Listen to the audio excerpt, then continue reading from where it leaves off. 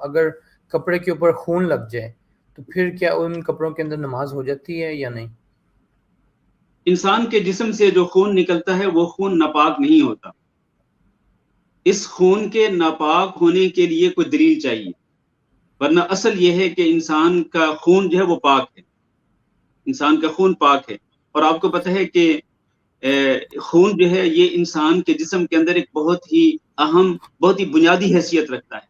یہ نہیں ہو سکتا ہے کہ انسان کے جسم کے اندر خون جو ہے وہ پورے جسم کے اندر ایک ایسی چیز گردش کر رہی ہو پورے جسم کے اندر کہ جو ناپاک ہو. یہ ہو نہیں سکتا ہے. المؤمن لا ينجس، اللہ کے نبی نے فرمایا کہ مومن نجس نہیں ہوتا، مومن ناپاک نہیں ہوتا. تو ظاہری طور پر اگر مومن نجس نہیں ہوتا جب تک کہ اس کو نجاست نہیں لگے گی، تو اندرونی طور پر، باطنی طور پر یہ کیسے ہو سکتا ہے کہ اس کے پورے جسم کے اندر، جسم کے ایک ایک حصے کے اندر ایک ایسی چیز گردش کر رہی ہو کہ جو ناپاک ہو. تو لہذا انسان کے جسم سے نکلنے والا جو خون ہوتا ہے وہ ناپاک نہیں ہوتا. اس کی وجہ سے نہ تو وضو ٹوٹتا ہے، اور نہ اس کی وجہ سے جسم ناپاک ہوتا ہے، اور نہ ہی اس کی وجہ سے کپڑے ناپاک ہوتے ہیں.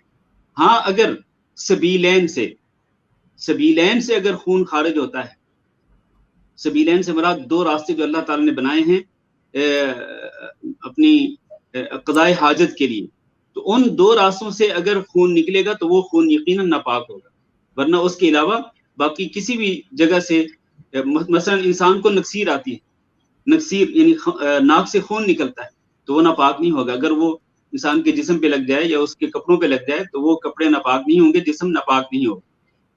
اس کی ایک اور دلیل یہ بھی ہے کہ آپ دیکھیں کہ کئی صحابہ کرام جو ہیں وہ زخمی ہوئے، اللہ کے راستے میں زخمی ہوئے، لیکن اس حالت میں انہوں نے نماز بھی پڑھی. ان کے جسموں سے خون نکل رہا تھا، پھر بھی وہ نماز پڑھتے رہے. اگر خون ناپاک ہوتا تو پھر یقیناً ان کے لیے نماز پڑھنا درست نہ ہوتا اس حالت میں جب کہ خون نکل رہا ہوتا یا خون ان کے کپڑوں پہ لگا ہوتا.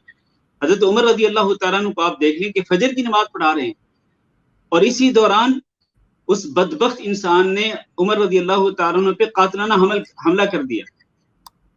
تو عمر رضی اللہ تعالیٰ نے اپنی نماز کو نہیں چھوڑا، حالانکہ شدید زخمی ہو گئے تھے اور پورا ان کا جو لباس ہے وہ خون و خون ہو گیا تھا، خون سے لبریز ہو گیا تھا ان کا لباس پورے کا پورا. لیکن اس کے باوجود عمر رضی اللہ تعالیٰ نے اپنی نماز کو نہیں چھوڑا.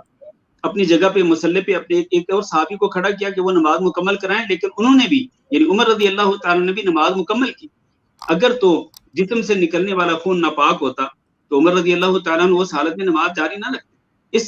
اس کے علاوہ بے شمار دلائل ہیں اس بات کے کہ انسان کے جسم سے نکلنے والا جو خون ہے یہ ناپاک نہیں ہوتا، سوائے سبیلین کے دو راستے جو اللہ تعالیٰ نے بنائے ہیں. ان دو راستوں میں سے کسی ایک راستے سے اگر خون نکلے گا تو یقیناً وہ ناپاک ہوگا. واللہ اعلم.